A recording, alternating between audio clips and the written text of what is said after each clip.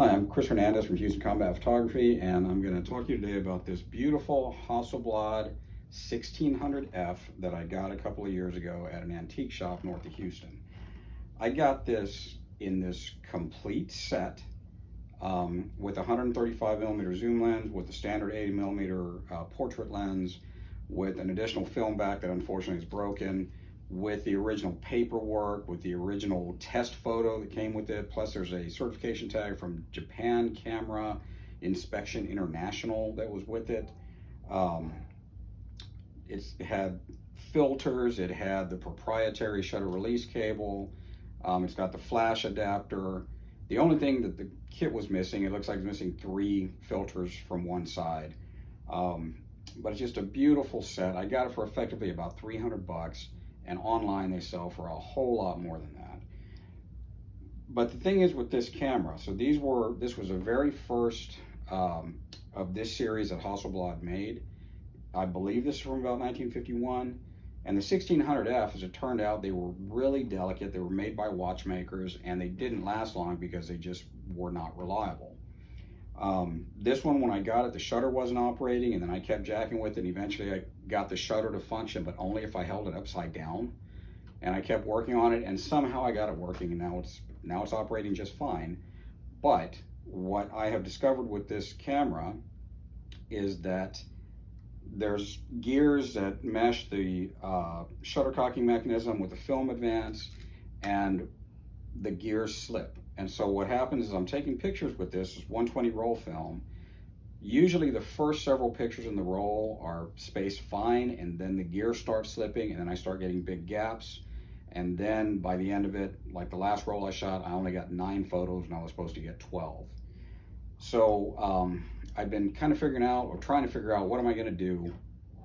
And after the last time I used it a couple of days ago, I kind of had the eureka moment, sort of what usually happens with me when I figure something out, like, hey dumbass, why don't you just do this?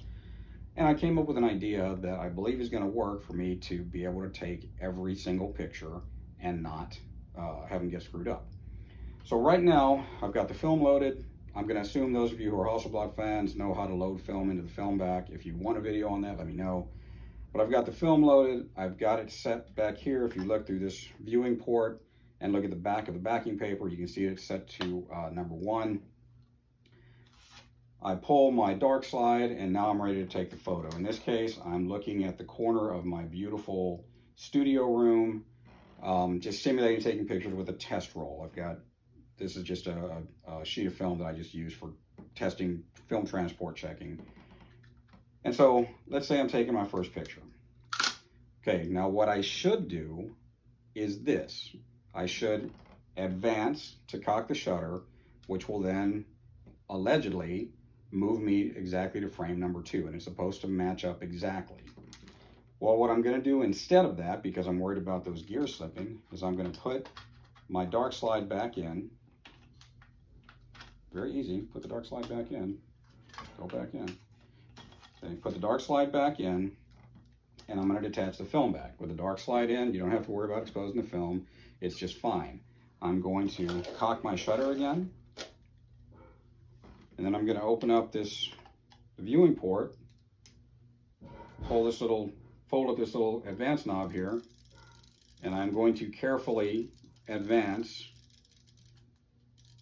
until I get to exposure number 2. Close the viewing port, close that, reattach it to the camera, pull the dark slide, and I'm ready to shoot again.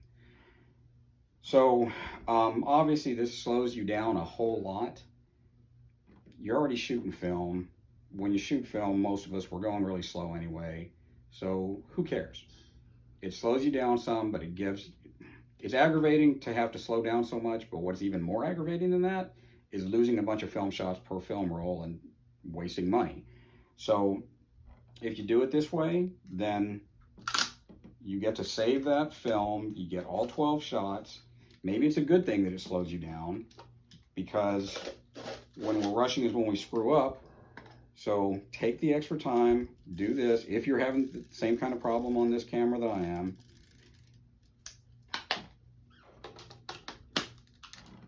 do it this way. It doesn't slow you down that much, and it helps out a whole lot. So something else I wanted to point out, I was also gifted this. This is a Kiev 88. It is basically a commie copy of the Hasselblad 500 from the same series. There was a 1600 and then the 1000. The 1000 had problems too, and then they made the 500, which is the one that's extremely popular that most of us know about. So this is the communist copy of the Hasselblad 500. This is giving me the same problems with the gear slipping and film transport getting screwed up. I was getting overlapping frames. I was getting frame spacing was too far.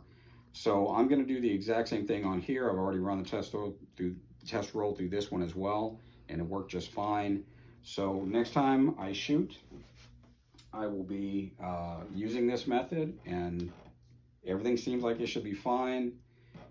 There is one little thing that you'll see down here where there's dots here to show you when they're both white, it's ready to shoot. When they're both red, it's not ready to shoot. When you're doing what I do here, you're going to have one white dot on the camera body and one red dot on the film back. It doesn't seem to matter. It doesn't seem to affect anything. So just disregard that.